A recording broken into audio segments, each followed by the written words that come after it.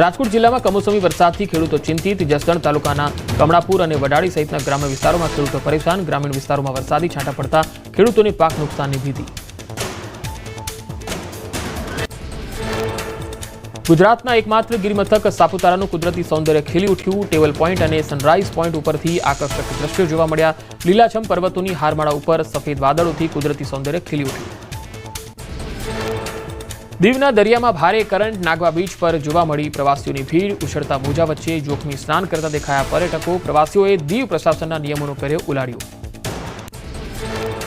ગીર સોમનાથ જિલ્લા પ્રશાસનના પરિપત્રનો ઉલાળ્યો। વરસાદની આગાહીને પગલે દરિયામાં નહાવા પર પ્રતિબંધ છે, છતાં દ્વારકાના દરિયામાં પ્રવાસીઓ નહાતા નજરે પડ્યા।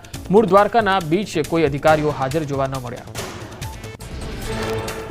અરબ સાગરમાં ડિપ્રેશનને કારણે ગુજરાતમાં ભર શિયાળે ચોમાસું। દીવ અને ગીર સોમનાથ જિલ્લામાં વરસાદી માહોલ। સાગરપુત્રોને સતત ત્રીજી વાર દરિયામાંથી પરત ફરવું પડ્યું। અરબી સમુદ્ર તોફાની બનવાથી બોટો પરત બોલાવાઈ।